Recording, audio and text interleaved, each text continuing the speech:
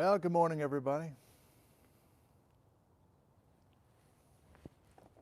A few minutes late. The local time is 8:48 a.m. here in the Pacific time zone, and we will begin our program on the Alexander Terrane at the top of the hour at 9 o'clock local time. 12 minutes from now. Thank you for joining us. And thank you for joining us. Slightly discombobulated this morning,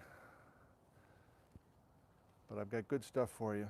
Let me grab my coffee mug and we'll see if we're functional this morning.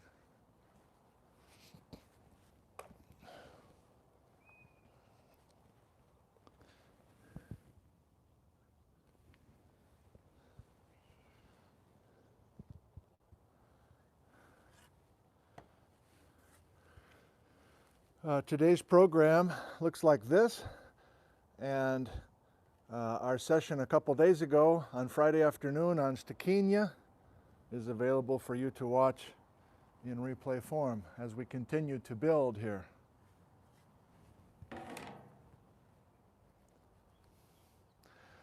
Are we functional? How are you doing? Where are you watching from? Pennsylvania, Mukilteo, Washington, the bottom of Glacial Lake, Wisconsin, UK, the Jurassic Coast, another UK, Blaine, Washington, Liz is leaving, Woodstock, Georgia, 5x5 in Denver, couple of Denvers, functional in South Carolina, Okanagan, BC, Paris, Illinois.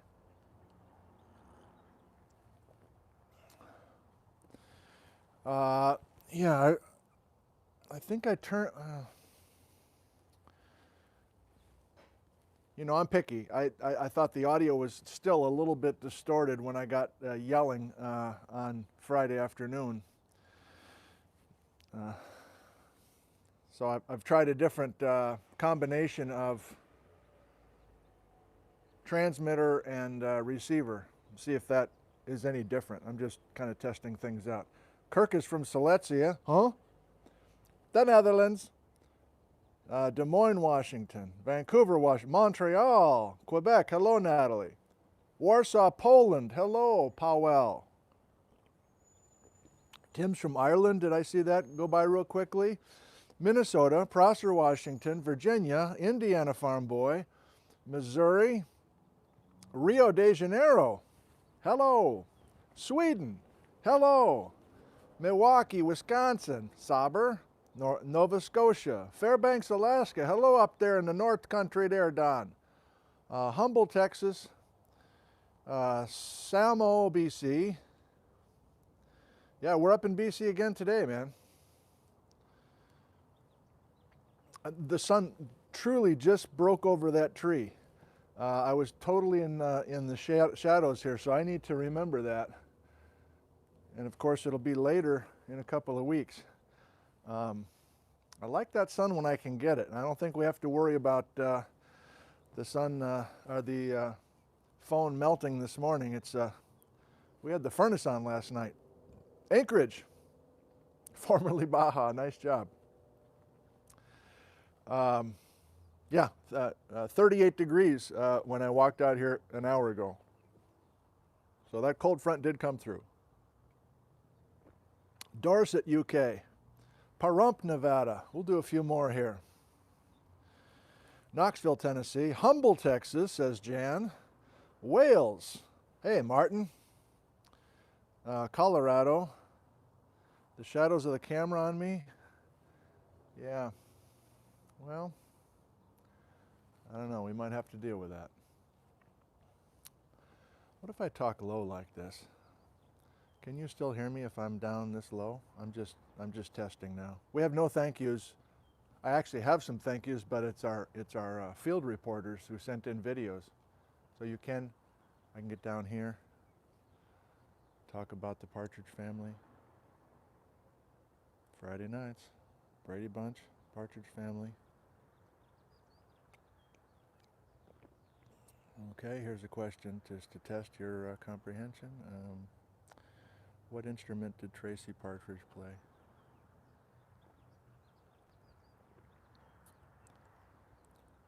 What instrument? What musical instrument? Not a flute. Anybody? Hello, Todd. Tambourine, Peter. Tambourine. Okay, yeah, that phone is right there. Oh, and I'm out of the sun again.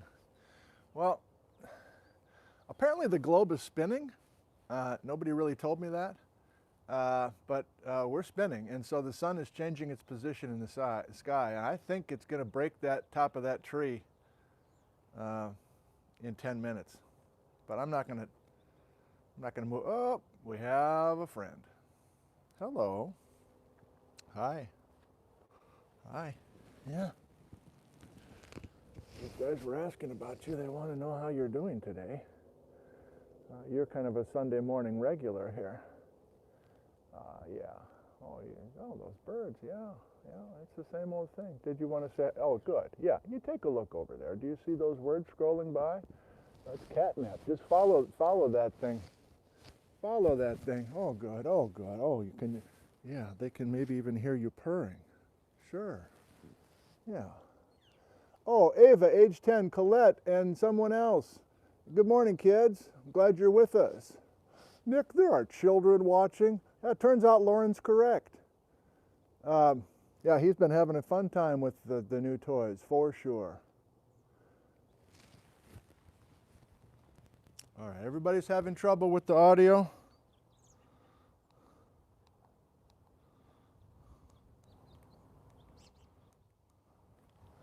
Is that true? Everybody's having trouble with the audio? If it is, I'm going to go get that other one. If I'm up here like this and I'm talking, I need a good or bad. Is the audio good? Is the audio good? Is the audio good? If I'm talking, I'm going to be pumped again today. I'm excited about today's stuff. Good or bad? Good, good, good, or bad?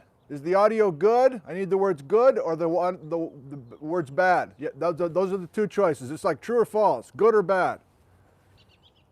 Do I need to go into the house? Is the audio good? You did good. Hey, you kids, you did good out there. You kids did awesome. Doug says it's bad. Everybody else says it's good. Well, Doug, I don't know what I can do for you. Okay. Now Peter says it's too loud. Welcome to my world. It feels like a crazy amount of input. Hard to know when to actually act. All right. We're sticking with this. The audio is good, damn it, says Jim. All right. I got 4 minutes. Like I said, I have no thank yous. I did extra thank yous for all those amazing gifts last time. But we do have a couple of surprises today. Yeah, I think we're going to clear. We'll probably have some wires. Oh, we already have some wires. We're not going to use the chalkboard that much. I just realized I didn't put anything on the whiteboards. That's interesting. Yeah. As I mentioned last time, I'm taking next weekend off. I'm visiting family back in Wisconsin. So the next time I see you, I should look up that date. Hey, what's the date of a week from Friday? Is it October 23rd?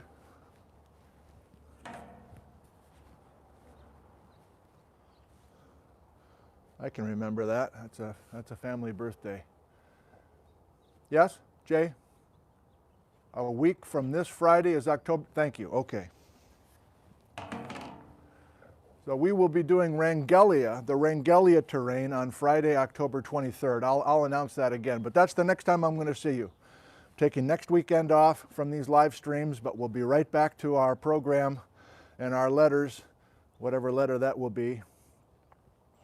Okay, Exotic Terrane session K will be on Friday, October 23rd. All right, it definitely feels like I'm scrambled, and so I think I need 3 minutes to figure out what's going on, and maybe the sun will totally break through when we get there. Thanks for joining us this morning.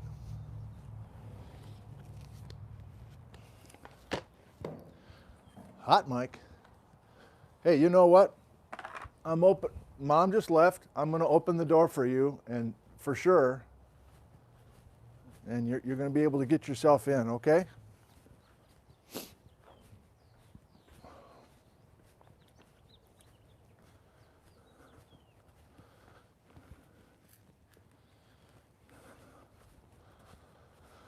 Well, well, well. Liz remembered this time to keep the doors open for you. That was nice.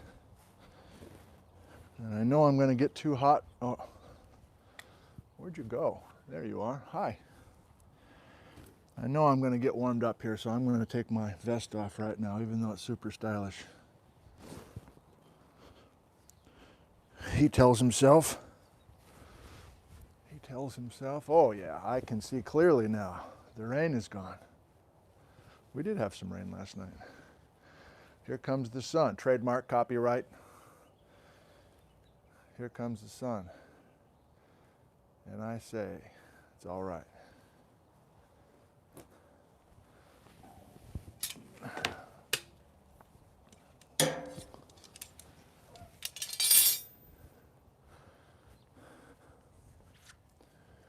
Remember this?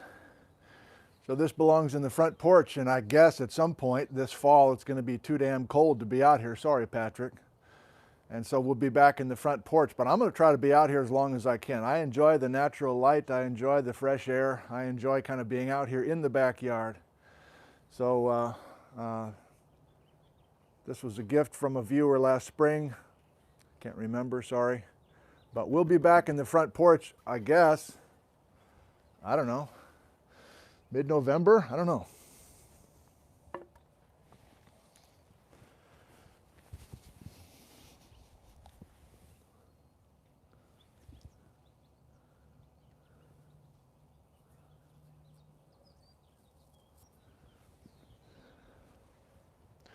Give me 30 more seconds, please. Okay, are you going to hang out? You can get in when you want to, okay?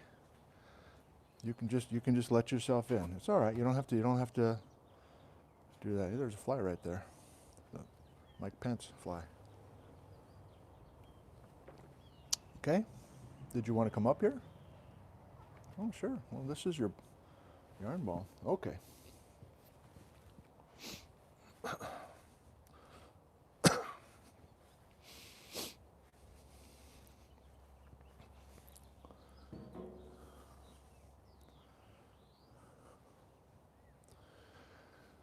Well, a pleasant good morning to you all. Thank you for joining us for this session called Alexander Terrane.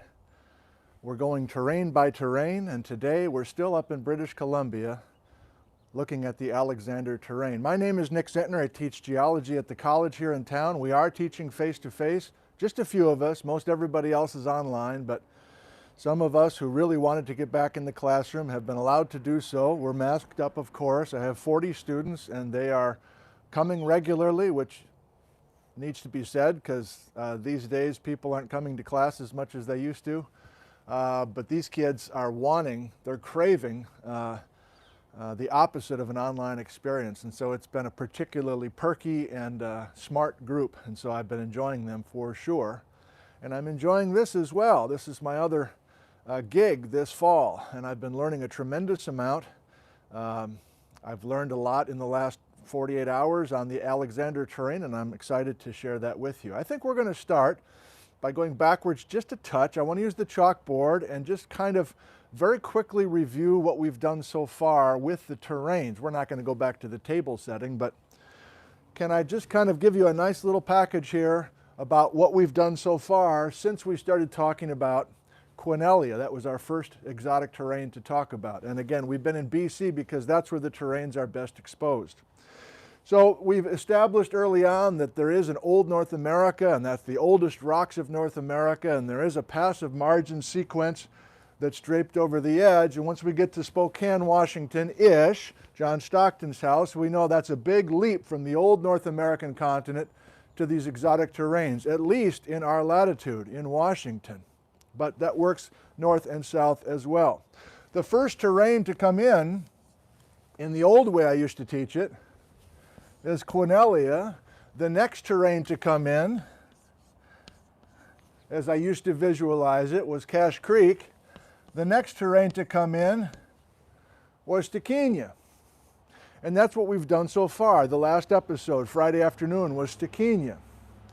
Well, if you've been watching these episodes, you know that's really not the way to present this. It's not a this and then this and then this. Even though Quinellia is inboard and Stequina is outboard and Cache Creek is in the middle, we know that's not the way to view it.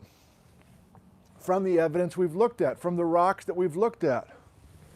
So let's get rid of that. What do we need to do instead? The twins, with the Cache Creek seafloor in between. And the main message, in case you didn't read it, well, we got traffic suddenly, wow, okay. The main message from the last few episodes is that those guys hooked up out in the water. So instead of what I just did,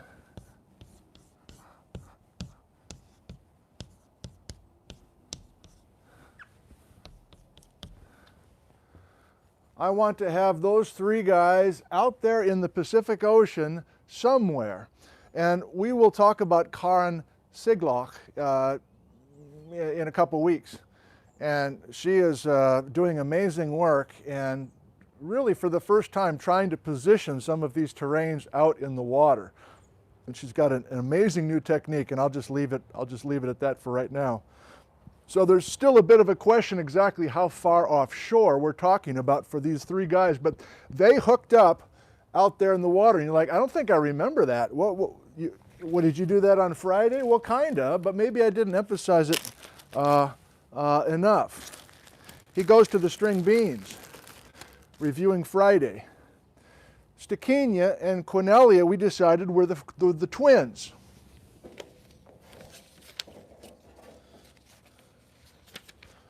Haven't gotten today's topic yet. I'm just trying to get us back into the flow.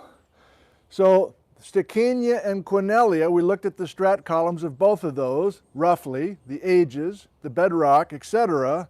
And we realized that the oldest rock in both Stequina and Quinellia,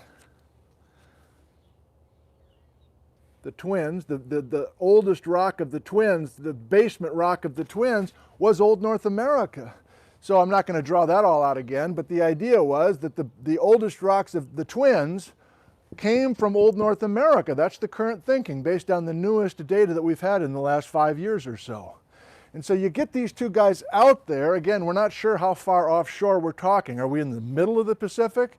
Are we just a couple hundred miles off the west coast? But the string bean analogy, now you're looking on a map. This is a cross section, right? This is a side view of what's going on. But now if you can just magically think of a map view, we've got the twins joined out in the water. We talked about the jackknifing or the orocline of Quinellia and Stequina acting together as a string bean. And then if you recall, I think it actually may have actually worked. It was improv, but I think it worked. We bring the Cache Creek, which has an asterisk because of its Tethyan fossils, and we know that much of the Cache Creek came from clear on the other side of the Pacific Ocean, came from the Southwest Pacific, came from down by Indonesia, let's say, using our kind of today's geography. And the idea is you take Cache Creek as you as you jackknife Stequina and Quinellia together, you bring a bunch of ocean floor into that orocline, into that jackknife. You scrape off a bunch of ocean plateaus with some carbonate platforms on top. You have an accretionary wedge, maybe multiple accretionary wedges, and you get Cache Creek added on as well. And then you take all three of these guys, volcanic arc, the twins, with Cache Creek, exotic seafloor in between from the Southwest Pacific, and you bring them all in together. That I don't think I hit this hard enough on Friday. That is now called, and has been called for quite some time, the intermontane superterrane. The intermontane, what's a superterrane? Well, it's more than one exotic terrain together, hooking up in the ocean, and then they come in as a unit. Do you have a rough date? What's your favorite number? You give or take a few million years. What's your favorite number for the accretion of the intermontane superterrane onto Old North America?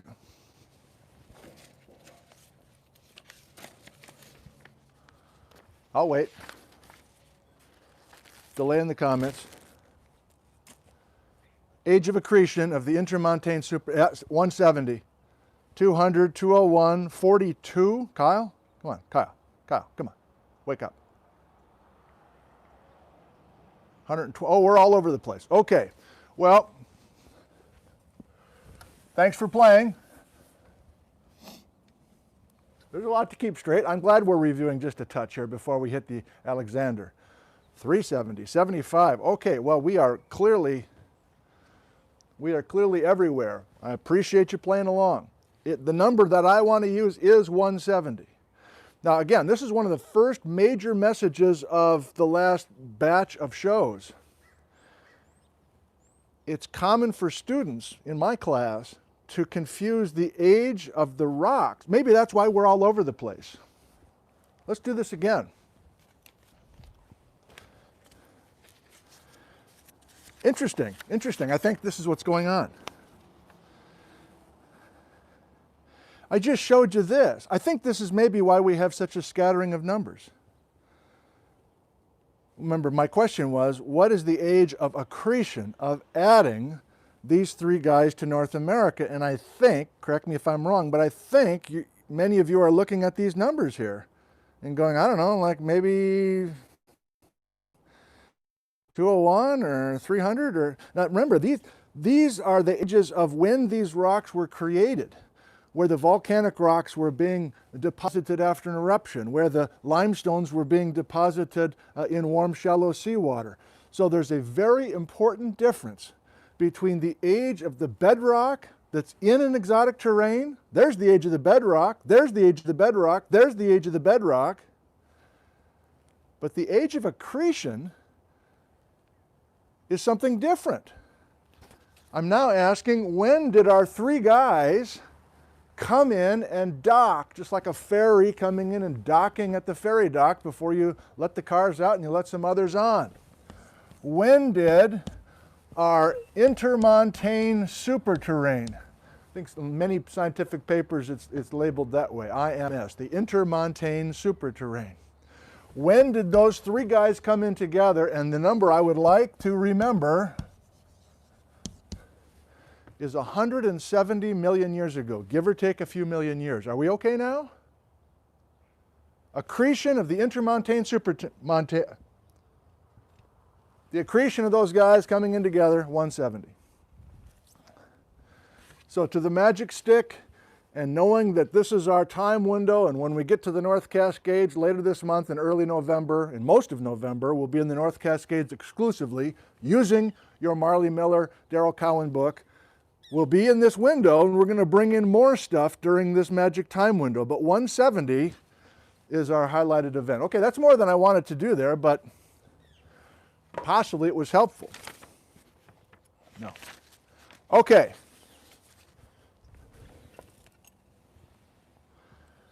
So are we done with the fruitcake? No. We've built a significant addition. In other words, I don't know, depending on which area you are, whether you're in BC or California or Alaska, you have half of the fruitcake built, or a third of it, or 3/4 of it. But there's more terranes to come in. There's more additions to the fruitcake. But we've done a substantial amount so far. It may not feel like it, but we have. Okay, enough screwing around. Let's get to, oh no, I do want to screw around one more time. So I like this, and we'll come back to it a little bit more, but wrong color for us. But this is our three-headed monster, the twins and Cache Creek in between. Now that we know the intermontane supermontane, I'm struggling with that, intermontane super terrane. Ignore the plate tectonics here. I don't want to get into that yet. Ignore, and by the way, I don't know if it's been clear to you, but we've ignored magmas 100% to this point on purpose. The magmas, the blobs of magma coming up and making big batholiths or plutons or even volcanic units with this accretion business. I don't want to go there yet. We're going there, but I don't want to go there yet. I hope you're willing to play along with me there. So this whole thing is what I was just drawing for you. These three guys together is this intermontane block, and then notice the amount of trauma and interesting geology that I'm also ignoring. This is, tied to the early days of the Rocky Mountains and fold and thrust belts and other kinds of magmas coming up. I'm not even really sure we're going to go there and look. That's way back over here in old North America. We'll come back to that one because there's a lot to do. I'm also ignoring, but I'm getting close to addressing, and this is from Marley and Daryl's book, beautiful, simple map. These are some of the ways to figure out when things get accreted. So it plays right into what we were just doing. I was asking the age of accretion, and you're like, well, 170? Okay. Well, how do you know that? How do you date when something adds? Like, are there any rocks to look at from the actual accretion? It's an important question. And the answer is really no. There's no obvious rocks being created right at the time of accretion. And now that I say that, I wonder if that's the right way to do that. But that's why I like this cartoon so much from Marley and Daryl. They're saying, okay, you have these terranes that have been accreted and put together. That's fine. You can look at some rocks that help you bracket the accretion. In other words, if you get an age for this stitching pluton, and I don't want to do a lot with this now, but I'm just introducing the concept. If we can get a date on this magma that turned into solid rock called a pluton, and it's invading both of these terranes, then let's say this age is 150 million years old. Then the stitching or the accretion of these two guys has to be earlier than 150. Are you following the logic? Get the date of the stitching pluton and realize the accretion had to happen before that. Similarly, as I've done a couple of times with my hand covering some blocks that got accreted, get the age of some sedimentary cover, let's say, that's draped over both of the terranes. Again, get an age for this and realize the accretion, they had to be put together before you drape the hand over the top. Okay, so that's coming, and I'm not doing that again today with the Alexander. But damn it, you're ready to talk about the Alexander, and it's already quarter after. Thanks for your patience. Oh, Bijou's freelancing the yard this morning. So what's our routine when we first visit a new terrain with this series? We look at the map, Mappy McMap. We look at a strat column, and we try to tell a little story. Okay, let's go to the map. Liz is back home. She must have gone to the grocery store.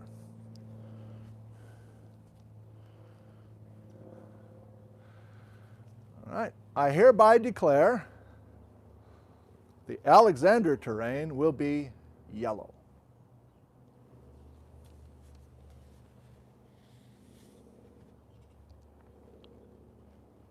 Good morning. She didn't fall for it. I thought she'd get her voice on the broadcast. Okay, we're going to the Prince of Wales Island today. That's Alexander terrane. We're going to the bedrock that you can see in the walls of Glacier Bay National Park. Obviously, people are there to look at the glacier, but Glacier Bay itself. So we're in southeast Alaska.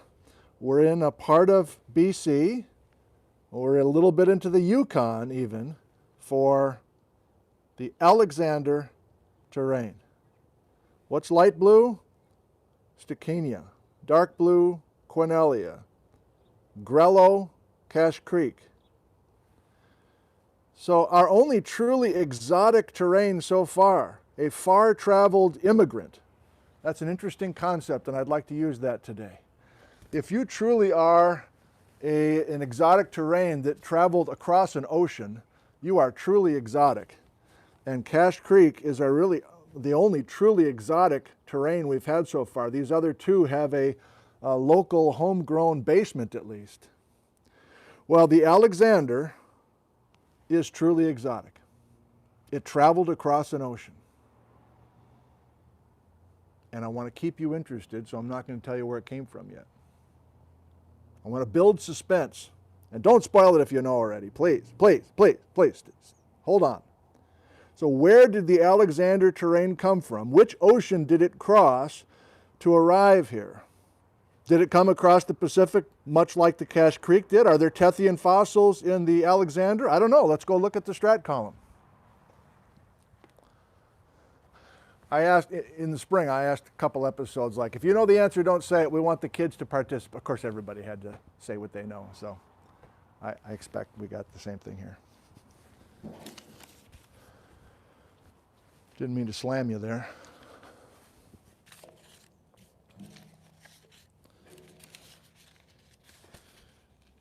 Looking for my, here it is. It blew away already. I appreciate all the love and the wonderful positivity coming from you. I really do. Of course, I still get, suggestions on what I can do better, bordering on, hate mail. So one guy says, like, so unprofessional. Why do you can't find your papers? You need like an assistant, and you need, it's like, no, I don't. You just need to keep your mouth shut, okay? You don't get what I'm doing here. All right, so strat column here. Let's go to the Alexander terrane. Yeah. Fancy. Fancy. You're kind of in the weak sunlight. The sunlight's really changing a lot this morning. Okay, let's make a few observations first of all. The bedrock, we're not talking about accretion now, right? In fact, I'm not going to tell you the accretion age. I'm going to wait till the next episode on Rangelia to get into that, okay? We're not talking about accretion, date of accretion, concept of accretion with Alexander at all today. I hope you're okay with that. I just want to look at the bedrock itself and try to figure out where it came from. That's our main goal. Where did this thing come from? Can we figure that out? So, first thing we notice is that the bedrock of the Alexander terrane is significantly older. And I even ran out of room at the bottom of my little hand-drawn guy. We're into the late Precambrian with some of the oldest rocks in the Alexander terrane. So this is, the Alexander terrane is a big terrane. It's truly exotic. I've already said that. It's coming from a long way away. And it's got a unusually long record of history. We go back to the late Precambrian, which is below, it's down here. That's where the oldest rocks are, part of the Wales group.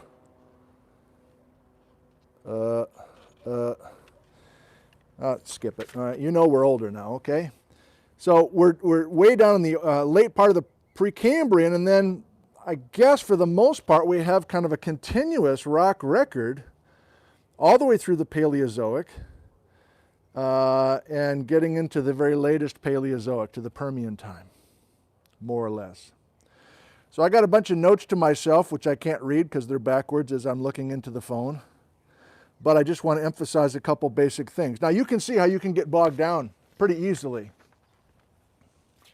I mean, come on, most of this stuff, you can see how you could do a 26 episodes on one terrane. You could get way deep into the weeds. I don't want to do that. I want to keep moving. I want to keep things going. But this late Precambrian and then into the Cambrian are a bunch of volcanics. Well, this is going again. Interesting. Part of the Wales group. And then a bunch of those rocks in the late Cambrian are deformed. They're folded and they're faulted. We haven't looked at this word yet, but orogeny is a mountain building event, and that's important for our discussion today. So we have very, very old rocks that talk about a volcanic origin, like an ocean island arc, almost like the Twins, but super old, right? We can't correlate it with Stickinia or Quinellia. And then in the late Cambrian, those rocks get messed up. They get deformed. They get screwed up, folded and faulted. There was some sort of mountain building event.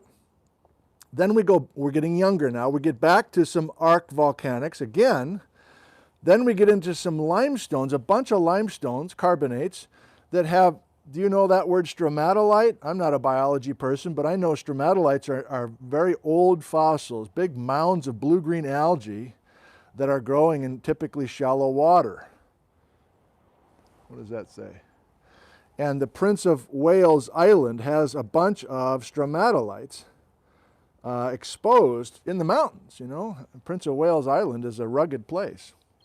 So this is all kind of when the Alexander Terrane is being formed, God knows where, but being formed somewhere. And then we transition from it being kind of formed wherever the God knows where is. This is the immigrant story we're about to tell. And then as we get into the Devonian, really the late Devonian and the Mississippian and the Pennsylvanian, sometimes called the Carboniferous, outside of the U.S., for instance, we get into this beautiful sandstone layers that are a beautiful red color, called locally in, I guess, Alaska, maybe, I forget now, either Alaska or British Columbia, the Carheen Formation. So notice there's another orogeny, there's another mountain building event. And then we get into these red sandstones that are very easy to see. Good morning. The Carheen Formation. And some of those sandstones have been metamorphosed into quartzites. And as we get younger yet, now this thing is clearly on the move. This thing is doggy paddling through some kind of ocean getting towards us late in the days of the Alexander Terrane creation. As it's being transported, we're making more rocks. Carbonate platforms, some chert, and more limestones that have conodonts in them, another kind of fossil that can help us get some ages. And so many of those limestones are now marbles. Okay, so that's a look at the stratigraphy. My arm's getting tired. What a wimp. My shoulder hurts. Okay, Alexander Terrane. I think we can see this is distinctly different .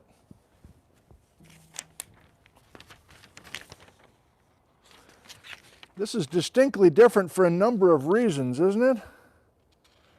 Distinctly different for a number of reasons. Older, longer span of time, rocks showing a transport story after we create much of the terrain. And then, as it's been pointed out with a number of these papers, there really is no match in North America for very old, late Precambrian, early Paleozoic island arc volcanics that then are severely deformed into a mountain range. That part of the Alexander Terrane, people are like, there's no way this thing was made here. There's no match. There's no match in North America for this oldest part of the Alexander Terrane. And that's what got people starting to think this thing has to be a major league immigrant. Someone who emigrated across an ocean and became an immigrant once they arrived here. I'm going to use Gizmo before we quit. Right at the very end, we're going to do a little field trip to our basement. And I'll explain in a second. And still got that cloud, so we got sun coming in and out. We doing okay so far? I'm pausing because I'm not sure what's next.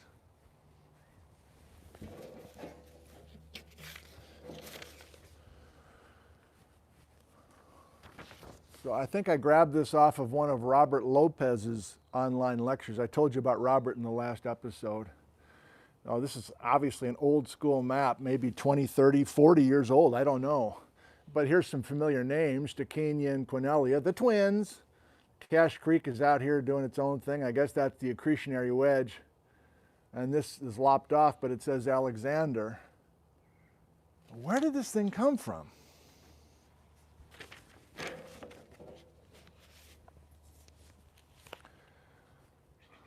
we're to Act 2, evidence of where the Alexander terrane came from. All right, already covered that.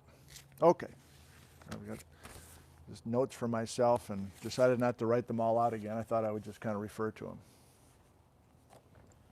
What papers am I using, by the way, to put this lecture together? Or what papers did I use?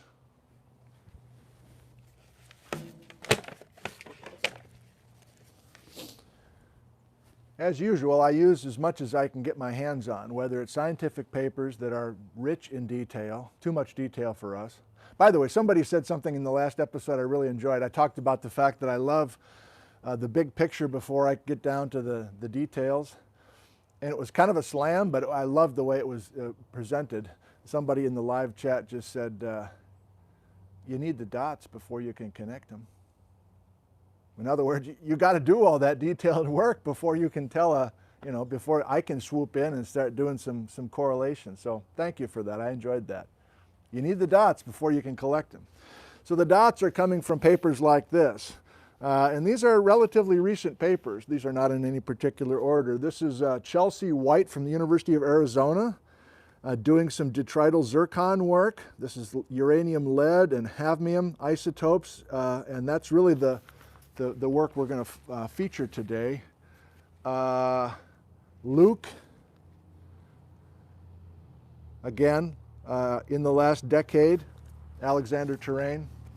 And we're back to Maurice and Joanne once again. I'm continuing to use their maps, as I will again today. And I've contacted both of them. And Maurice in particular said, yeah, our story hasn't changed really significantly since this time. So go ahead and use our maps. They're still, quote unquote, modern. Or our maps are still as close to present thinking as we can. Maybe I should say that better.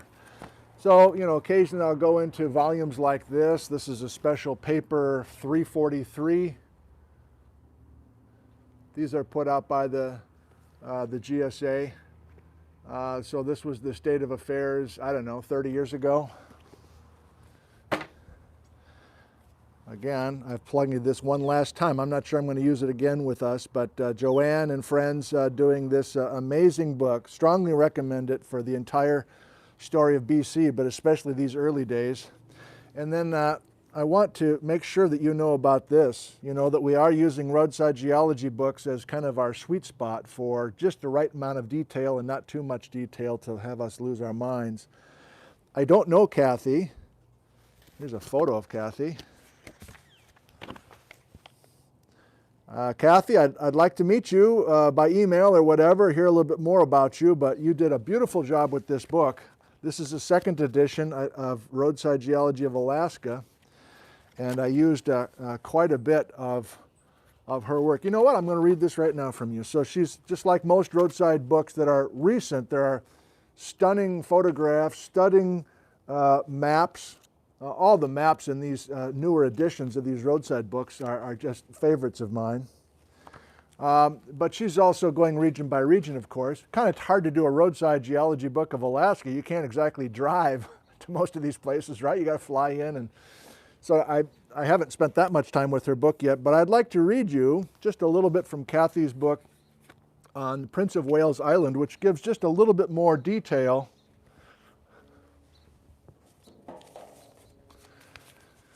I don't know, can I read this and kind of hold this up at the same time? The Prince of Wales Island is in the structurally less tortured western edge of the Mesozoic collision zone. Here, the Wales group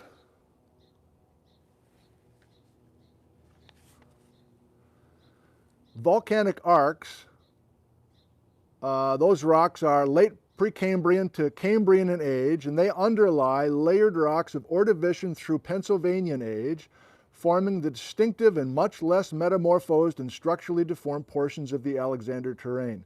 The dark-colored volcanic rocks were deposited underwater and then covered by submarine avalanches or turbidites. There also are deep basin, fine-grained muds and argillites, shallow and deep water limestones and marbles, and sandstone derived from terrestrial sources from North America. Or no, I shouldn't even have said that, sorry, from terrestrial sources, a continental source.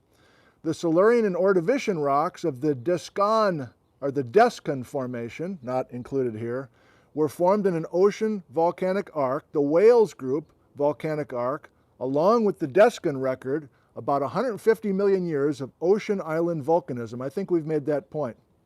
I'll continue with Kathy, and she also has an amazing photograph, as she does in this book. I don't know if she took all these photos or not. She's got coral-rich limestone, part of a reef, a coral reef, surrounding volcanic islands in Silurian time, and they crop out on the Prince of Wales Island, Alexander Terrane. So, you know, you can be screwing around high in the mountains or the rugged terrain of Prince of Wales Island, and you can find coral reefs from Silurian time. The Wales Group hosts volcanic massive sulfide deposits at Khayyam Mine and Niblack, and is of interest to mine developers for extraction to Asian smelters and markets. Now she goes on. Okay, so I include that because many of our viewers have the fever. Is there gold? Is there silver? I'm not one of those. I don't have the fever. But some of our viewers kind of look at everything through the lens of precious metals, and I understand. All right, get on with it. Where'd this thing come from? Well, it's an interesting lesson. It's an interesting lesson in how science works and how any moment in time, the writers, the teachers, we kind of present it like, you know, we're at the apex of civilization. Like, can you believe those people 50 years ago, they thought this, and now, of course, we're much more enlightened and we think this. But has it ever occurred to you that 30 years from now, in 2050, they'll be watching this program from 2020 and go, what a dimwit. I can't believe they thought that in 2020. Or read a scientific paper from 2025 and you read it in the year 2060. You go, I can't believe they thought X, Y, and Z. So it needs to be said, doesn't it? I'm trying to convey our most current understanding based on the data that we have. But thinking optimistically, we will get closer and closer to the true answer as we get more and more young, attractive people out there doing work. So it's never done, it's never finished, and if science is presented that way, it's being presented incorrectly. It's a work in progress. As an example,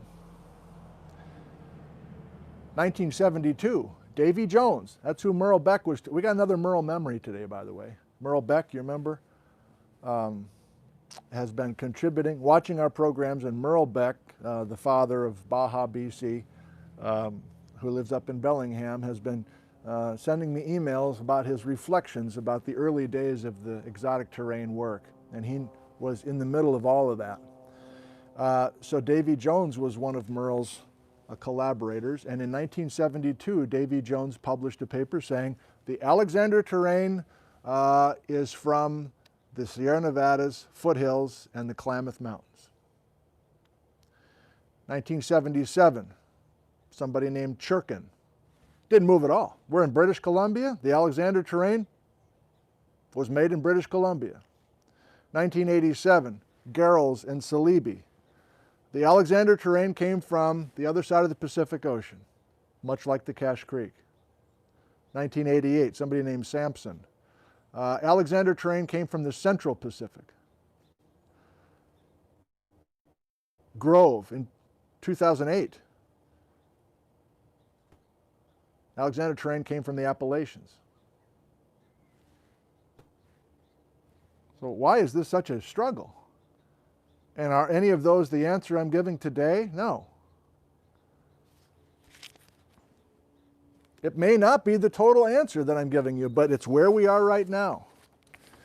So the evidence that's been used to try to ultimately figure out the place where the Alexander Terrane was originally created, and where there's some sort of match. We need some kind of match. All those rocks we just saw in the Alexander Strat column, can we find some late Precambrian, early Paleozoic arc volcanics, and can we find that Wales orogeny? And then can we find some of those? In other words, we want to find more of that same Strat sequence someplace else and make a convincing case that they used to be part. And that's what those other guys were trying to do. So we're using in that Strat column fossils, the kinds of bedrock, the ages of the bedrock, the orogenies, the folds and faults, that's why I included them in that Strat column, paleomagnetic data that might be able to match somewhere else, and the current sexy tool of the day, and it's really been a sexy tool for the last decade at least. Some early zircon workers go back a few decades. But this zircon work, and you've heard us talk about that many times before, where you isolate individual grains of sand and they're made out of the mineral called zircon, and you get all sorts of precious information about the age and the lithology of that sand grain, and you try to figure out where that sand grain came from. The suspense is killing me, you say. Here we go. Where did the Alexander terrane come from? Where can we find a match, especially from those Wales group rocks and younger?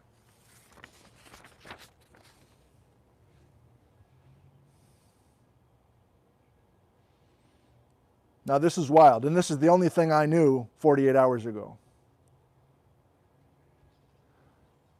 That red sandstone, should I find it? There's a bunch of bedrock matches, but the main bedrock match that works for the general audience, I think, that's my call, is this red sandstone. Red sandstone, Devonian red sandstone. So I'll simplify it and just say, where can we find some of that Devonian red sandstone? And you're like, well, that looks red, and this is in the United Kingdom.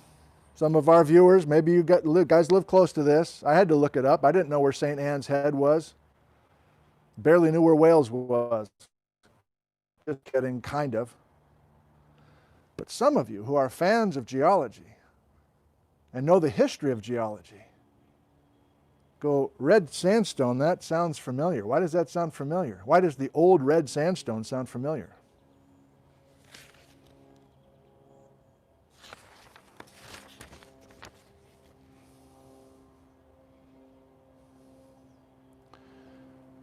So if you Google Sicker Point, if you Google James Hutton and the Great Unconformity, we'll be in the Cozy Fort. We'll look at one little video clip highlighting this. But this is maybe the most important one particular site to understand the birth of modern geology more than 200 years ago. And by the way, I just Googled this and tried to find an image that would work for us that I could print out at school. And I found this Instagram account. And I contacted her. She's a artist / geologist, I guess, in the UK. And I heard back from her this morning. She said, I'll be watching, so maybe she's watching with us. But doodles_rocks on Instagram. You're like, huh? Instagram, what? Is that like oatmeal? Instagram? No, I'm not talking about oatmeal. It's social media. But if you know about Instagram, I just discovered her yesterday, and she's got a bunch of really attractive looking illustrations like this. So good job by you. I don't even know your first name, but nice job. So what am I saying? I'm saying those more recent scientific papers that I shared with you just a second ago, I'm not going to show them again, say that there's a northern Europe / northern Asia origin for the Alexander terrane. Really? Yeah, let's look at Joanne's maps. We've looked at them, I don't know how many times now. The same maps we've looked at before. but we're going to look at something different. We're not going to look for string beans. We're going to look for the Alexander terrane. Once upon a time, a bunch of yellow exotic terranes, less than 30 degrees north of the equator, I might add, but we're calling them the Arctic terranes. Joanne and Maurice and others are calling them the Arctic terranes because they are between Siberia and old North America. Notice that old Europe is connected to old North America at the time. That's why I chose yellow for our Alexander terrane, by the way, to be consistent with Joanne's maps. And AX is Alexander. So let's just follow AX, the Alexander terrane. It's connected to Northern Europe, 425. Now we're at 395. Alexander terrane, still pretty much home. But in case you want to look ahead, we got to get the Alexander terrane through the Arctic, something that researchers now call the Sea of, I don't want to give it away yet. Oh, why not? The Sea of Euralia. Like there's a match. There's Alexander terrane in the Ural Mountains. Have you heard of the Urals? Basically between Europe and Asia, the Urals. There's the same coral reef that we saw in Prince of Wales Island in, is that Alaska or British Columbia? Prince of Wales Island? I don't know. Prince of Wales Island has a match to the coral reef limestone that's in the Urals. And it's not just those two places. The old red sandstone and many of these other things are bringing these guys all together and confirming that the Alexander terrane is just a broken off piece of Northern Europe-ish. Oh man, it's exotic. This is an immigrant coming from Europe. Much like my family history and maybe yours too. 360. Uh-oh, we're on the move. We're on the move. The Alexander terrane is cruising through the Uralian Sea at pretty fast speeds, by the way, analogous to the Caribbean plate that we have today, apparently. There's been work to compare this sea and this kind of narrow chute of exotic material to the Caribbean Sea. I don't know much more than that. The Caribbean plate, in other words. There actually is a new name for this tectonic plate called the Northwest Passage Plate. Kind of clever. Northwest Passage Plate. But now we got Alexander on the move at the same time that we're rifting away these guys. Remember the early days of the twinge leaving old North America. We continue, not to bog down. 290, this is when the Slide Mountain Ocean is at its widest. Oh my God, this guy has cruised now. Alexander terrane has left Europe for good, worked its way outboard of these guys, outboard of the string bean, and hooking up with our next topic, our next terrane, Wrangeli, which we have not discussed yet. That's why I'm holding off on accretion information until then. Let's finish the story. Oh, I don't know. This is an anticlimactic finish here because Alexander and Wrangeli are still going to be out there in the ocean, but now we've brought the string bean in. We're not to 170 yet. Uh-oh, we make our, we do our jackknifing. Alexander is still out in the Pacific. So in other words, Alexander's been out in the Pacific for quite a while already. That's it. Okay, that was a big moment. How does it feel? Is the Alexander terrane from the Klamath? Is it from the Southwest Pacific? Is it from the Central Pacific? Is it from the Appalachians? In 2020, and really in the last 5 to 10 years, most of the zircon data, combined with the other data, combined with the bedrock matches of old red sandstone and some of those coral reefs, say that there's a Northern European origin. So this is from Kathy's Roadside of Alaska book, 180. So we're about to, remember, 170 is our date for accreting the intermontane superterrane. So the string bean's about ready to be added. And again, here's Alexander out in the water with Wrangellia. And you're like, what about that? What about that? I'm ignoring them. I'm choosing to talk about the Alexander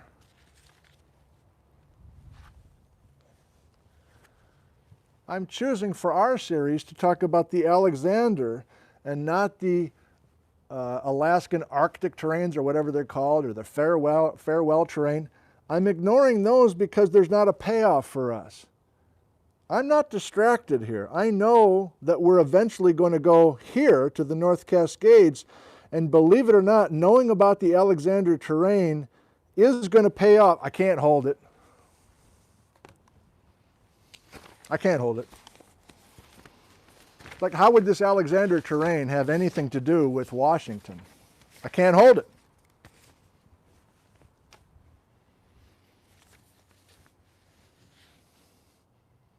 Pause for dramatic effect. Remember my correlations with Oregon and Washington, Oregon and California I was so proud of last time? I toasted myself. That was obnoxious. Found a diagram last night.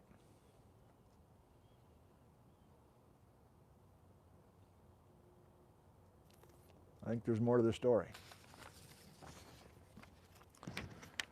Oh God, where's this from? I kind of forget where I found this. Where's this from? I think it's from a paper by Liz Shermer at Western Washington University, but don't quote me on that. I'll have to find it. But I'm sharing it with you now because I can't hold it. I'll just say Liz, even though I'm not sure I'm right. Sorry about that. Liz says, all right, here's some of the exotic terranes we've talked about. Wrong color for us, but here's Alexander terrane. And look at her colors. Terrane affinity, Baltica and Caledonia, aka Northern Europe. She says it's not just Alexander that came from Northern Europe. Are you kidding me? She says the oldest part of one of the twins came from Europe. And wait for it, she says the Wairika area and part of the Sierra foothills have a Northern Europe affinity.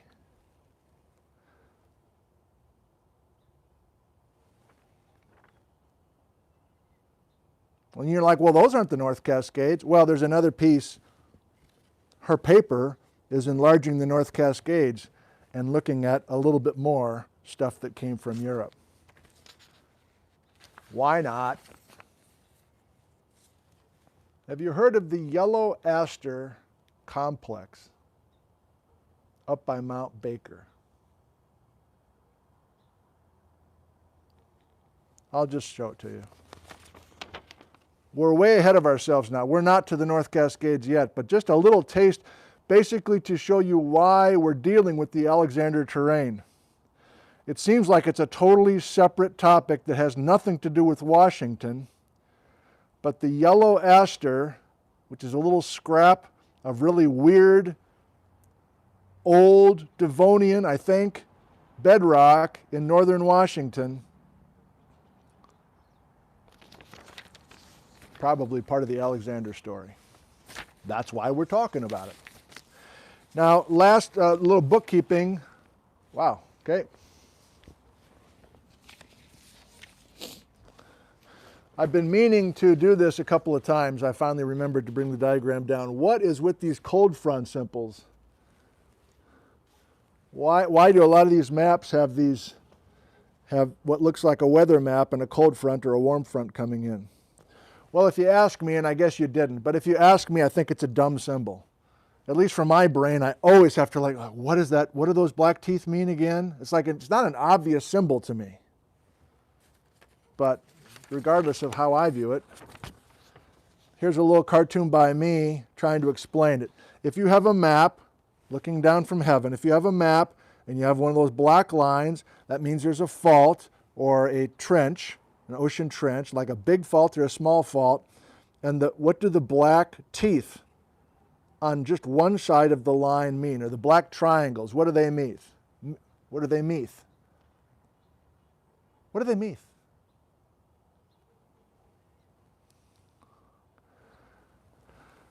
And the black triangles mean you're on the upper plate. You're basically, the stuff on the other side is going down. So this is commonly used for a subduction zone. Again, we're deathly afraid of talking about ocean plates and directions of ocean plates for reasons you'll see in a bit, like in a few weeks. But on these maps from Joanne and friends, we're talking about a plate tectonic boundary where we have subduction. And the subduction is the diving of an ocean plate. And where's the subduction? The subduction is like on the other side of the black triangle. Doi. I don't know. Am I the only one that thinks this is a dumb symbol? I mean, it's here for good, but that's the explanation. We're approaching the top of the hour. I've got one more act, but it's a totally different flavor. We've kind of done the heavy lifting this morning. I was going to find my notes I wrote up for today, but I can't even find them. So let's go to the third act. And then we will go to the Cozy Fort today. You're on my YouTube channel, Nick Zentner's YouTube channel. If you scroll back to earlier programs, this summer I took a break from the live streams and I started interviewing people. And I started making videos from the field. And we'll use clips from those in the coming weeks. But I interviewed 3 geologists who are in advanced years who have been heavily involved in exotic terrain research here in Washington. And one of those guys was Merle Beck. So if you haven't seen the interview with Merle Beck or the interview with Daryl Cowan, co-author of the Roadside book, or the interview with Ralph Hagerud, you might enjoy that, especially during this little break we're taking next week. Papers are flying now, I don't care. So Merle is typing up some memories. So this is Merle's memories, take 2. And his title of this little essay is Early Evolution of the Terrane Concept. And he starts off with a little definition, so I'll share it with you. Have you ever seen these words? Also confusing words to me. Autochthonous and allochthonous. This terrain is positively allochthonous. What does it mean? In Merle's words, if you're on autochthonous terrain, you formed right where you are. If it's an allochthonous terrain, you formed someplace else than where it is now. Okay, put that in the back of your mind. Here's Merle, uninterrupted. Just a few paragraphs. Thank you, Merle, for writing these. I think it adds a nice flavor to what we're doing. Here's Merle. Early on, when I first began to believe that large chunks of crust were allochthonous with respect to interior North America, I simply referred to them as displaced crustal blocks. Some others interested in this line of work called them microcontinents. But that particular bit of awkward usage quickly died a well-deserved death, although it left the term microplate tectonics behind as a memento. The official terrain definition arose out of a Geological Society of America Penrose conference held on Lopez Island in Washington. Those are in the San Juan Islands. We'll go there in the summer of 1980. A report on that conference was published in the GSA journal called Geology later that same year. Here's the reference. Beck, Cox, and Jones.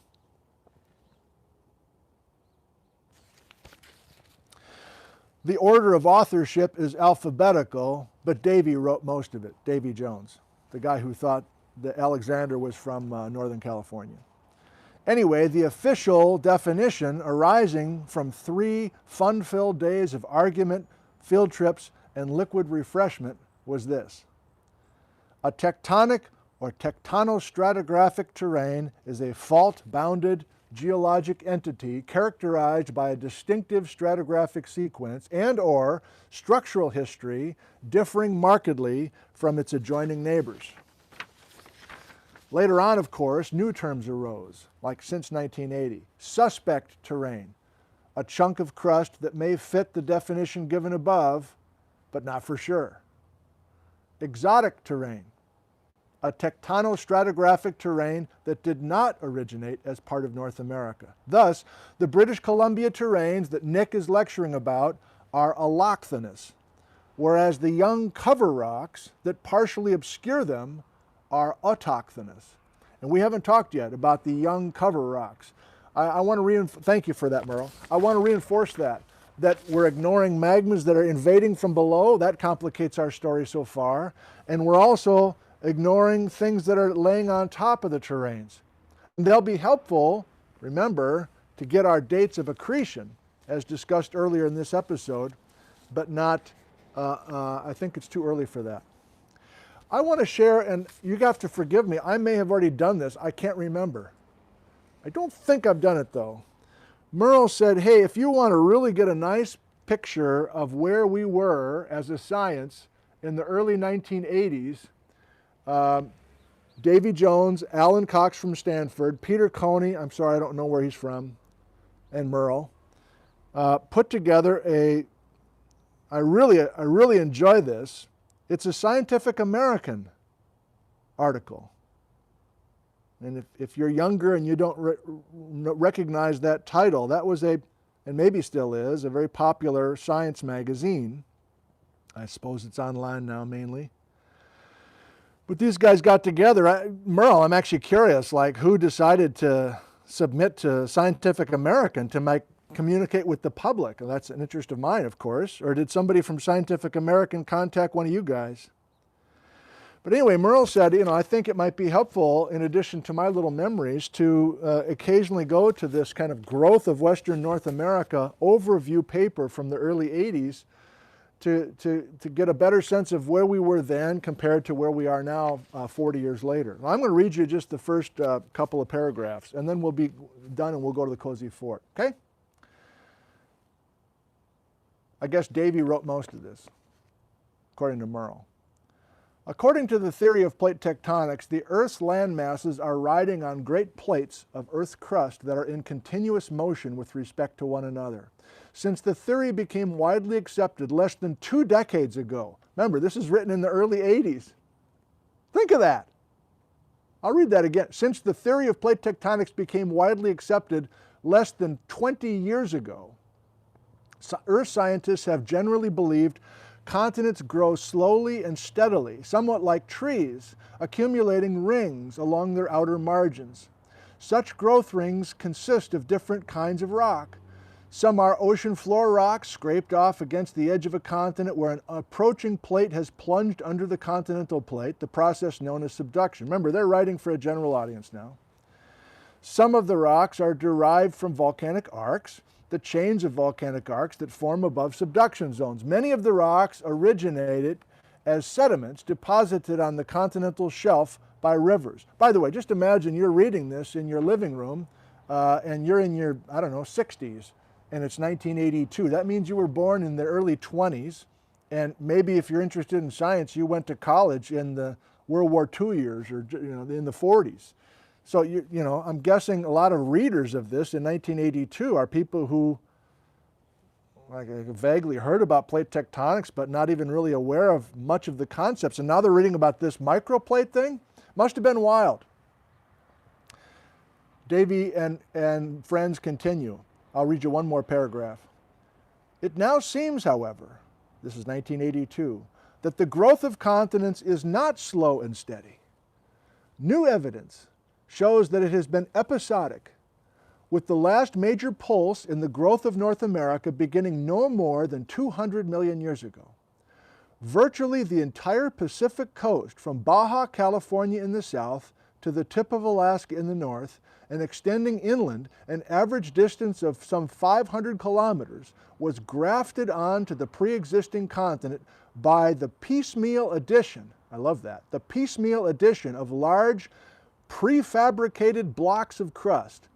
most of which were carried thousands of kilometers east and north from their sites of origin in the Pacific Basin. The horizontal dimensions of the individual blocks range from hundreds to thousands of kilometers. So I may be stepping out of bounds here, but I don't think it's an accident that as a young student in the mid-1980s, I thought most of these terranes came from the other side of the Pacific, because I think that generally was the message. A lot of these papers from that vintage, these guys, kind of planting the seeds that a bunch of these blocks, Wrangellia, Alexander, Stickinia, Quinellia, whatever, Blue Mountains, Klamath, Sierra Foothills, North Cascades, stuff's coming from across the ocean, the Pacific Ocean. And I think big picture-wise, we're getting away from that. The Cache Creek definitely did come from across the Pacific, but as you saw today with the Alexander, we have more options than just bringing stuff across the Pacific. And that might be a new idea to you. It kind of is to me, really, as I put these together. We'll stop there. Okay, Cozy Fort time. The papers are all over the yard now. Bijou's in the house. Bijou's in the house?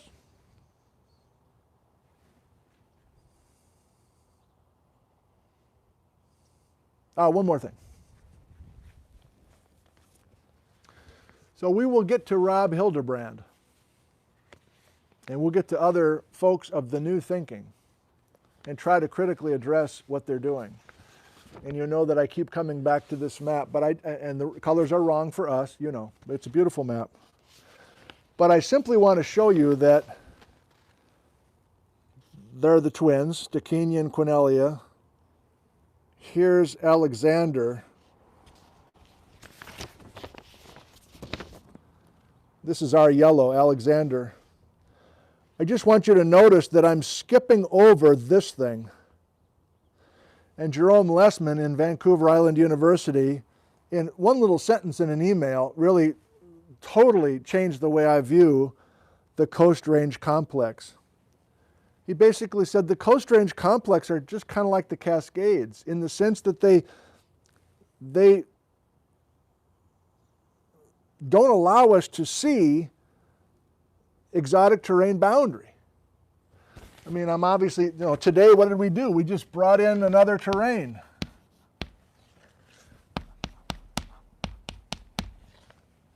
Asterisk came across the Pacific. Asterisk came across the Euralian Sea through the Arctic. But my point is we are ignoring even this pink thing, the Coast Range complex, Coast Plutonic complex, which is a major, major story in the North Cascades. I don't want to deal with it right now.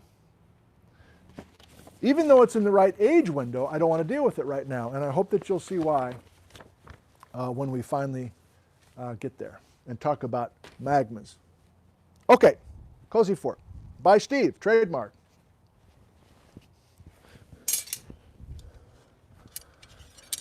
I thought this was going to be a shorter show. Of course, I've learned my lesson by now. These are just too much fun. And the unscripted part of it, I like to keep that way. But of course, that means I go a little longer because sometimes I see that there's confusion, or sometimes I just feel like winging it a little bit. Now that we know that the Alexander terrane came from Europe, the little field trip we're doing to the basement of the house, just a few steps away, involves my own immigrant family history. And my name is Nicholas Zettner, and I was named after a guy named Nicholas Zettner, who came across the ocean to North America, much like the Alexander came across an ocean to North America. But Nicholas Zettner from Europe crossed more recently than the Alexander did.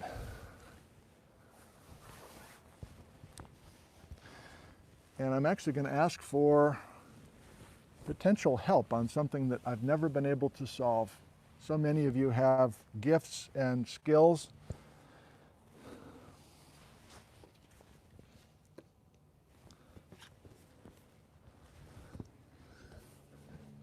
I ran out of time with my dad, but one of the goals before he left us was to figure out exactly what year and what port Nick came from Switzerland to the U.S.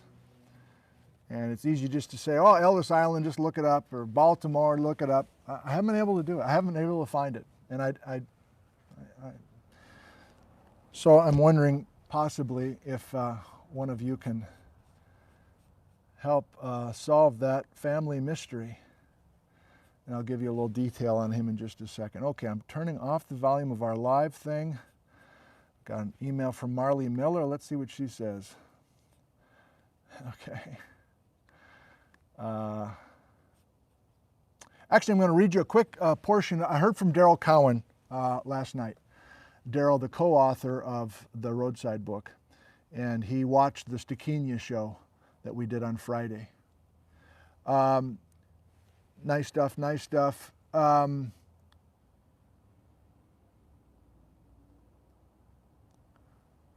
I wasn't really familiar with the Nelson-Colpron, that's Maurice and Joanne, correlation of Stikenia, Cache Creek, and Quinellia with the Klamath and Sierras, but the similarity of Cache Creek with Terranes and the Klamath is well known. I recall that the Calaveras complex, remember that was in Northern California, which probably contains Tethyan fossils, is nearly free of basalt, mostly chert and argillite, and lots of olistostromes. I don't know what that is. O-L-I-S-T-O, stromes. Same applies for the eastern Klamath terranes with Tethyan. I think the basalt, so common in Cache Creek, is not down there. Of course, terranes and units can dramatically change their rock types along strike. Daryl, I hope you're okay with me reading your email to everybody.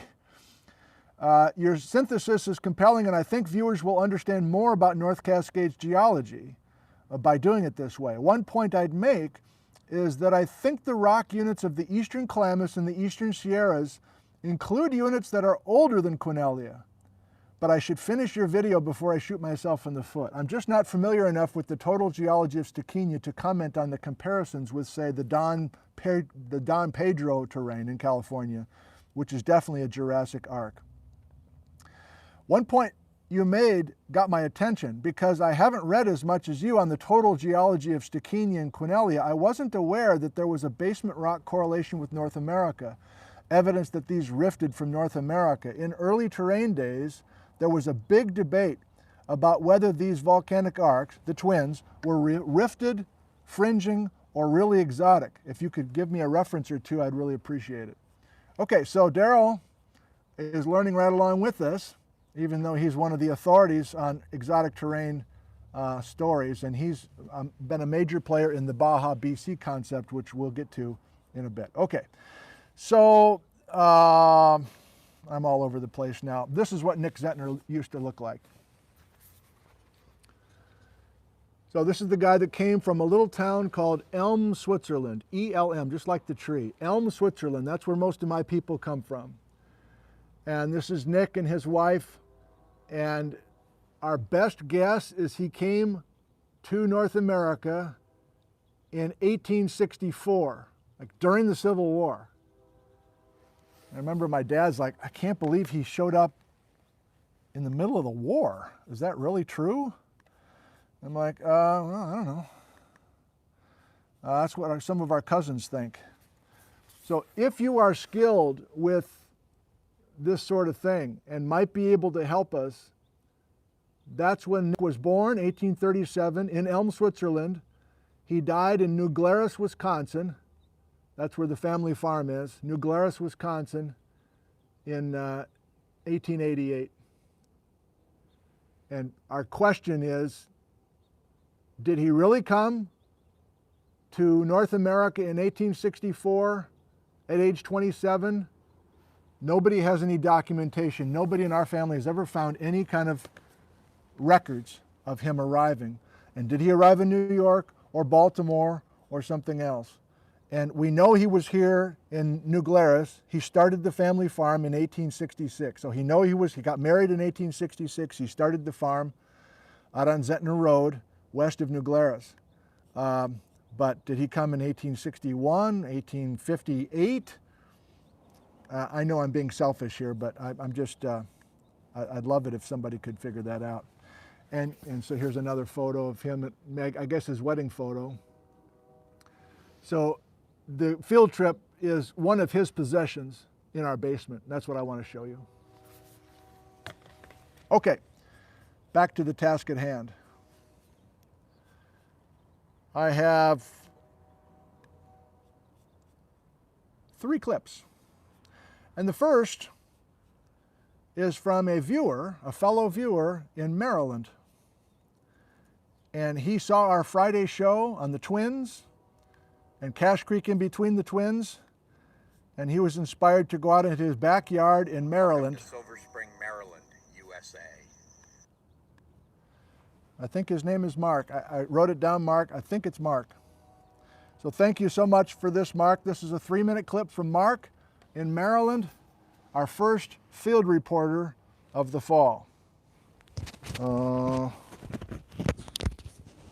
Lapel mic out of my shorts.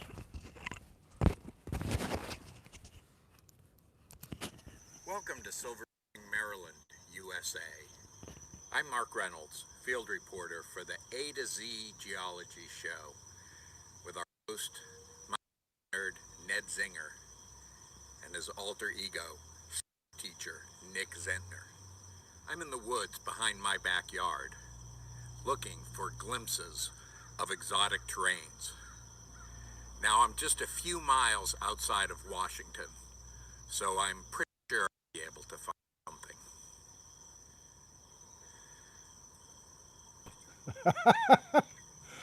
Mark, there are children watching.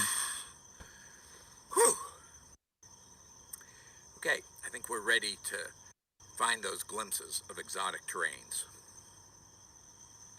Now, I've got my book, Marley's book, but I'm frankly having a tough time. There are all these beautiful pictures and maps, but where the heck am I? I just can't seem to figure it out. Am I in the yellow? Am I in the pink? The green? Very frustrating. But I know I'm in here somewhere. I'm so close to Washington. So to find these exotic terranes, we're going to have to fall back on fundamentals, scientific observations.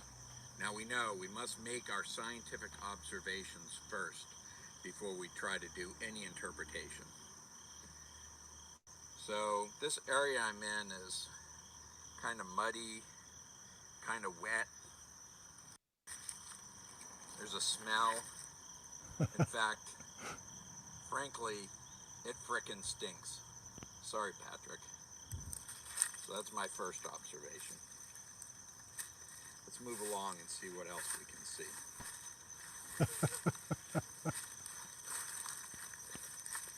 What's this? Some money?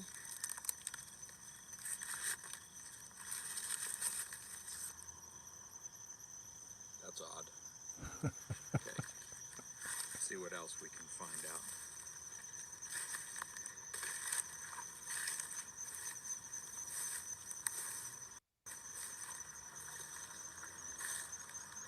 A crick. Beautiful. So now we're ready to do our interpretation. So back there we found some money, cash money.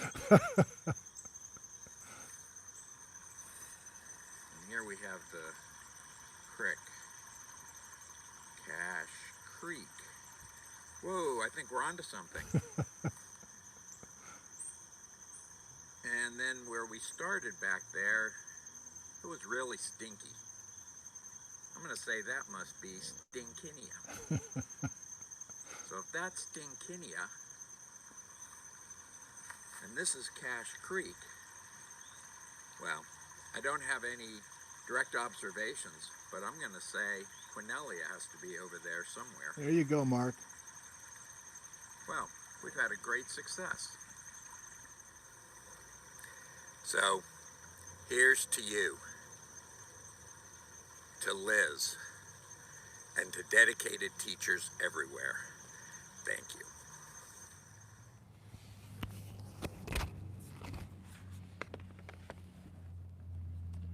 Thanks, Mark.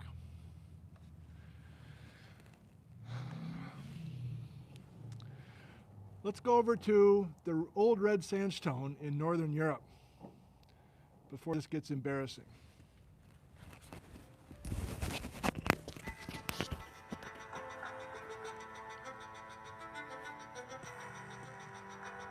This is from the British Geological Survey YouTube channel.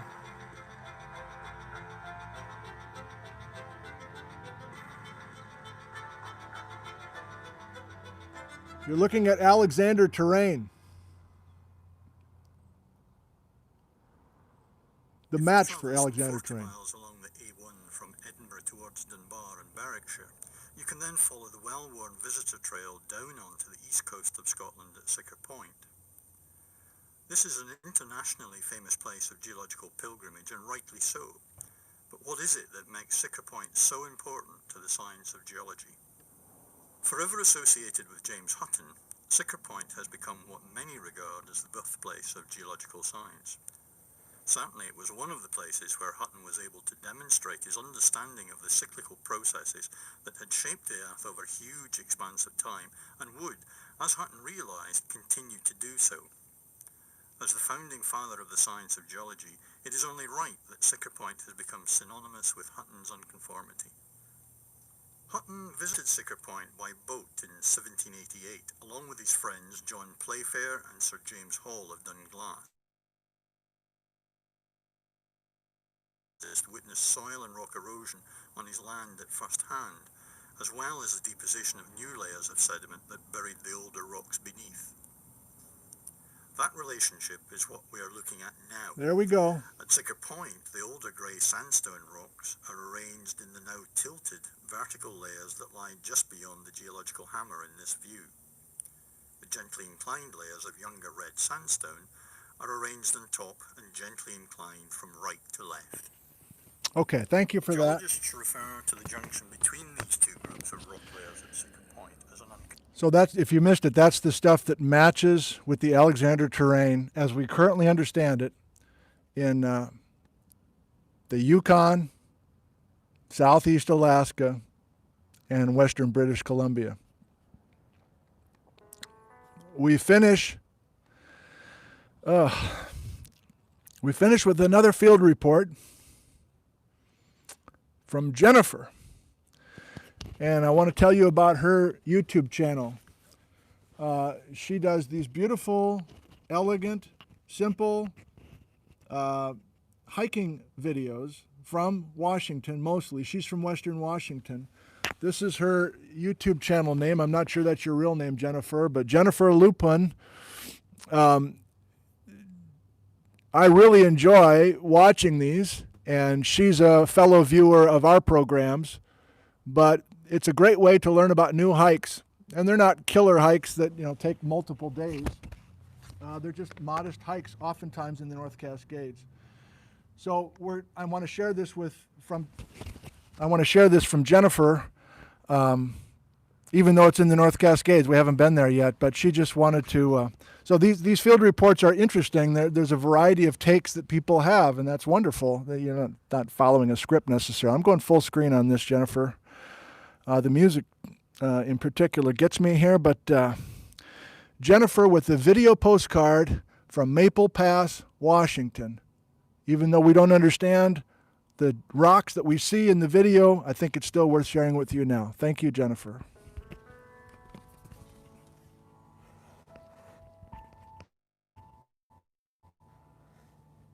Hi, Nick, and hi, everybody. I'm at the Maple Pass at the North Cascades, Washington, and I'm sending this video postcard.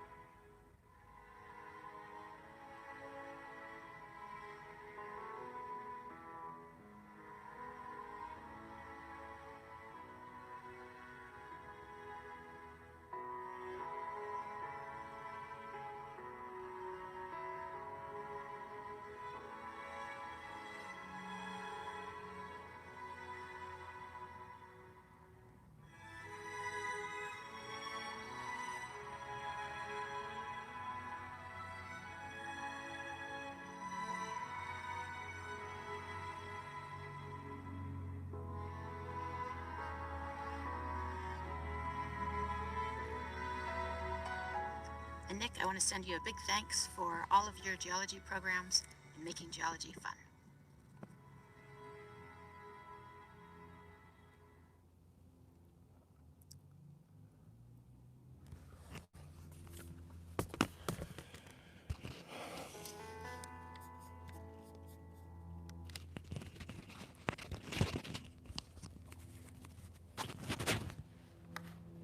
Thank you, Jennifer.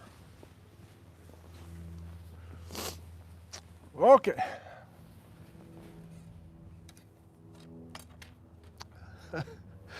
Time for some question and answer.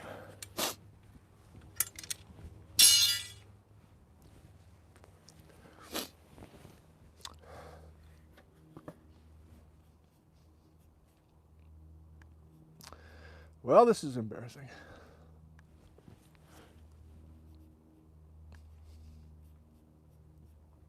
Okay, uppercase, please. And let's do a few questions and answers. Susan, is there a zircon database to which geologists can refer? Well, that's an interesting question. Not really. I mean, the data continues to pour in. It's almost like LiDAR. LiDAR is so amazing, and it's tough to go to one place and get all the great LiDAR imagery. So we may be getting there eventually, but not yet. Now, let me scroll back here, pull myself together. Patrick, age 7, I noticed your graph for Alexander goes off the page because it's so much older than the other terranes. Did you run out of room, or do we not yet know what happened before that time? I ran out of room, Patrick. I ran out of room. But there's not a whole lot that slips down into the Precambrian, so it's mostly there. Marbles collector, the Wales orogeny, 510 million years-ish is the strat column, was the Timonide orogeny that has presence in northern Norway? Could very well be. Thank you. I don't know. I do recognize that name, so I must have run into it a little bit in the papers, but I don't know. Probably. Peter, what would the approaching terranes like Alexander look like when viewed from the North American beach? Like Hawaii, a sandbank, or invisible because it'd been subducted? That's an excellent question, Peter. I don't know, because my next step is to try to figure, I don't know yet, but we're going to learn about Rangelia. Jerome Lessman did a couple field report videos for us, which we'll do on October 23rd, the next time I see you. And he's got some rocks in his report that help us understand the linking between Rangelia and Alexander and potentially what it looked like. So I would like to have a visual, and I don't know it yet, Peter. So thank you. Hopefully I can answer that in the next couple episodes. Am I live? I'm pretty close to live. If Sierra Nevada mountains, Doug, formed 1.35 million years, geology needs a finer scale. Oh, I don't think you read that correctly, Douglas. They have a mutt in that new paper. Maybe you sent it to me. In that new paper, I just read it very casually, but they're surprised at how short a duration many of the magmas in the Sierra Nevadas came up. The way you're asking your question doesn't sound... Anyway, I haven't read the paper yet. Would love to see more terranes coming in over time. Animations if possible, please. I'll get right on that. Kyle, are the cold front lines only on active margins? I guess, yeah. Thank you, Kyle. That tooth thing, it's gone. It's in the garden. That black triangle thing is also used with just a simple thrust fault or reverse fault, and again, it's the overriding. So the black triangles would be on my hand here. So. But on maps like that, yeah, I think so. I think it would be a marking where there's active subduction or active plate collision involving ocean crust. Oh, Jerome is here. Thank you, Jerome. Of course I got problems with the chat here.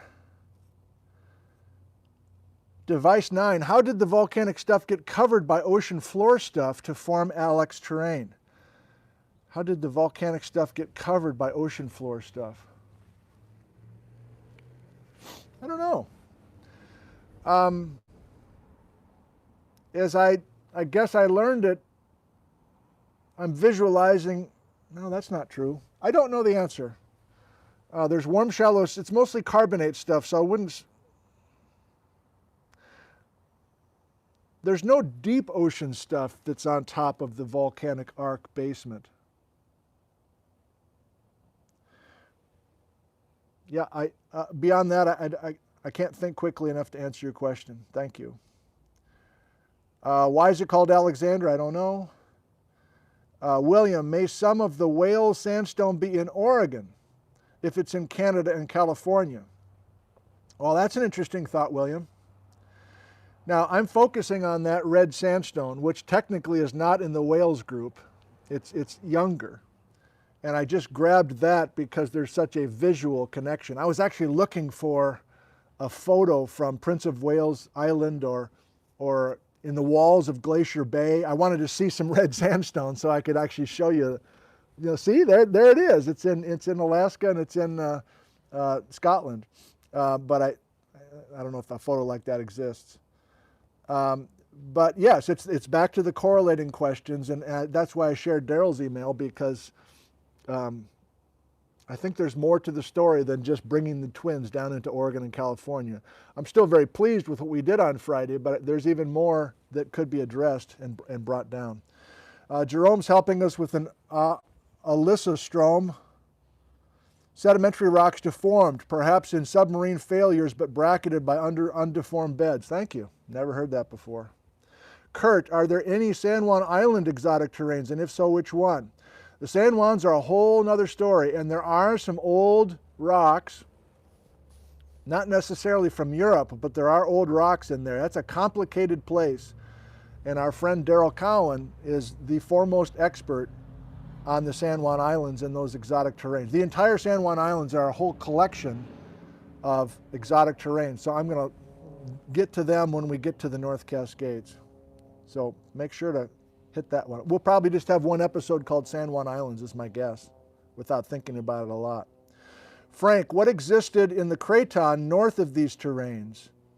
Is there any craton in Alaska? There's a little bit of craton in Alaska, a little bit of Old North America in Alaska, but almost the entire state of Alaska is terrane and exotic. Is there anything north of the craton? I haven't taken the time to look. Some of those Arctic, there's more of those yellow guys coming through the Arctic. And there is a collection, I think, of terranes called the Arctic Alaskan or Alaskan Arctic terranes. I don't know a thing about them. And the Yukon Tanana is also kind of an Arctic story, I think. But so I don't really know. Too far north for me.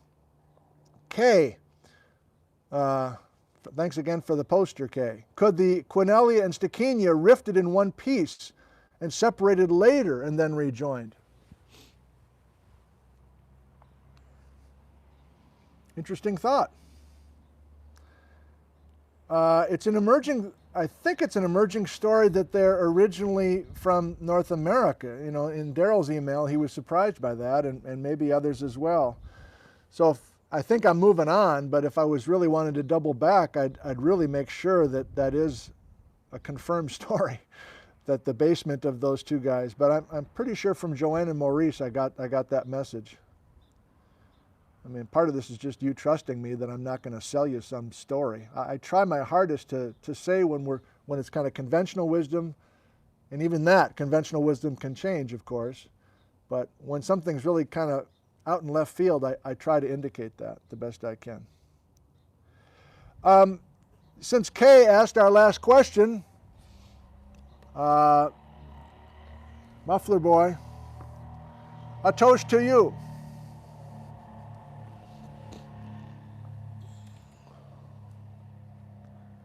And then we'll do a little field trip if you want.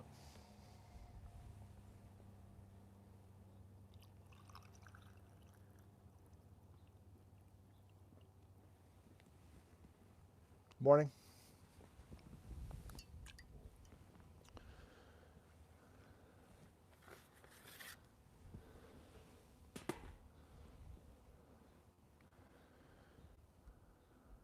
Here's to your health.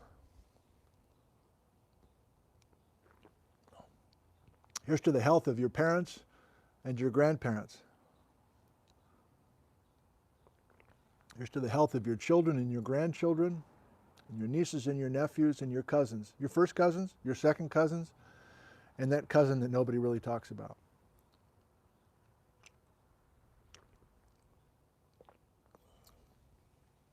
Here's to all of our communities, near and far.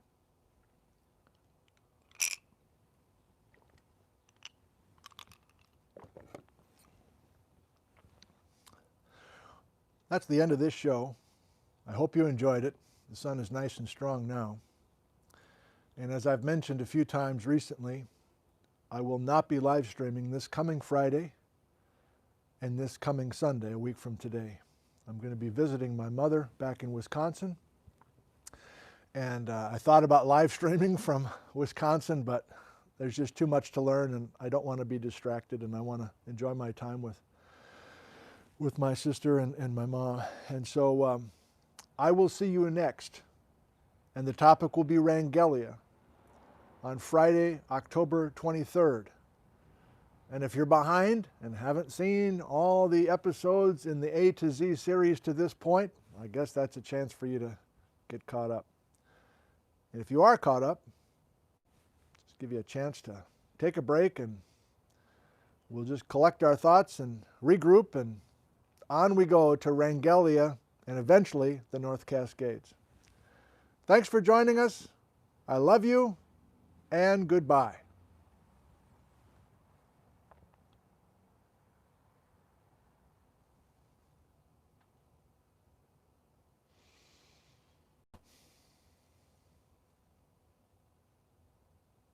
Hey, everybody. Okay, we still have almost 800 people.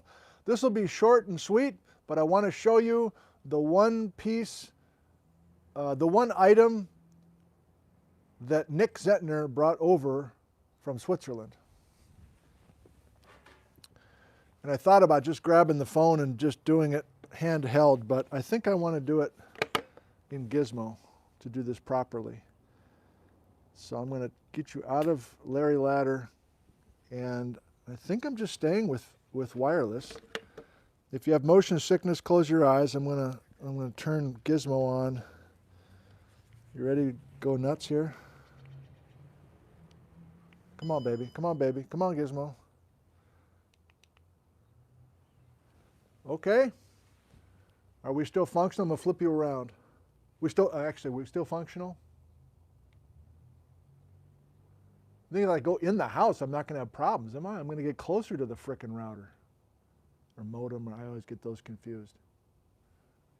5x5. Okay, you're turning around. Let's give you a little. I'm going to go gingerly here for a second, just so we test this out. So here's what it looks like. I don't think the neighbors walking by even do a double take. They kind of know I'm up to some weird black magic out here. All right. It's another beautiful morning. It's supposed to rain this afternoon, but I think we're good. Liz and I took a hike last Sunday, and we're going to do it again this week. Okay, I'm not going to waste your time too much more. Let's go inside.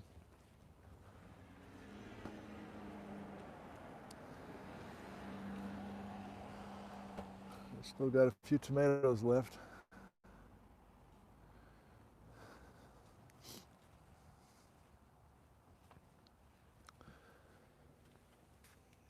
Are we still functional?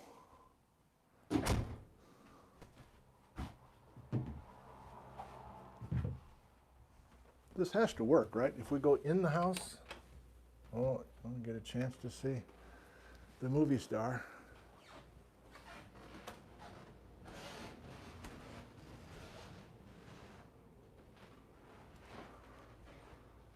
Well, how was your meal? How was your meal? How was your meal? Was that okay? Are you going to take a little nap? You're on your pillow? Okay. All right. All right, yeah, well, a little bit more. Okay. All right. Okay, see ya. All right, just a short little field trip. We have this item in the guest bedroom downstairs, but I grabbed it this morning. I dragged it out of the bedroom and propped it up for you. Can you guess what it is, by the way? I'm just curious, not to milk this too much, but what would I have that was brought across the Atlantic Ocean by Nick Zentner, who came from Elm, Switzerland, E-L-M, like the tree, a watch, an accordion, a rock, a Bible, alpenstock, musical instrument, not the guitar. No, that's my guitar. Good eyes, though. A tambourine. All right. Well.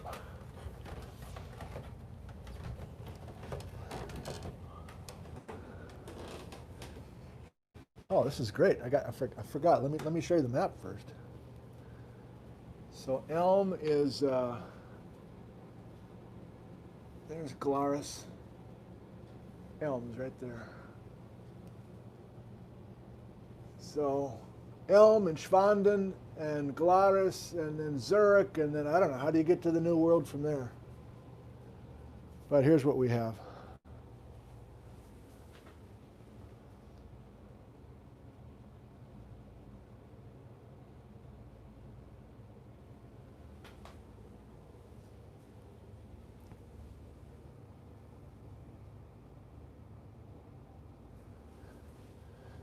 And his tombstone is Nicolaus. And you'll notice that each C is a K here.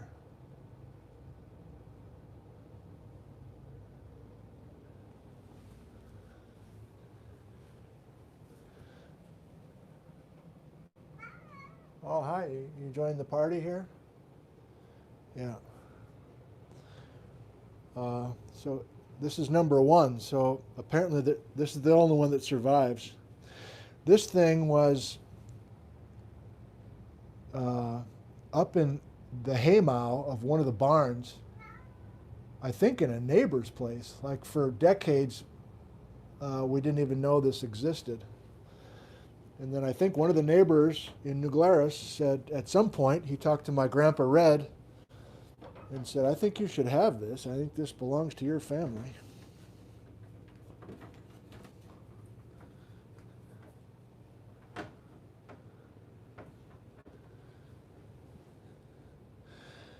And so we had this in our house in Wisconsin for a long time, and then my dad, about 20 years ago, drove this out in his station wagon. And he got emotional when our three boys were listening to the story, and we were all looking at this trunk out there in the backyard. So most of us have an immigrant in our background, maybe multiple immigrants. Some have immigrants from Europe, some from Russia, some from the other side of the Pacific. And that's our little story. So, I don't know, maybe I'm kind of desperate.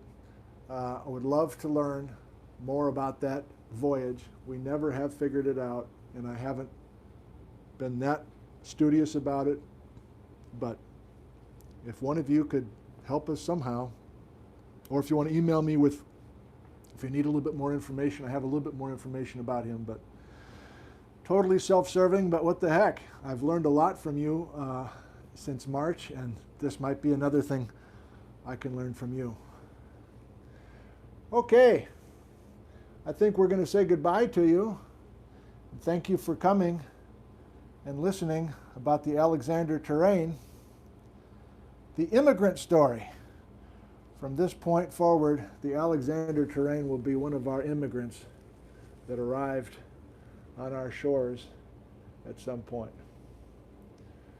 Thank you. I love you. We love you. And goodbye.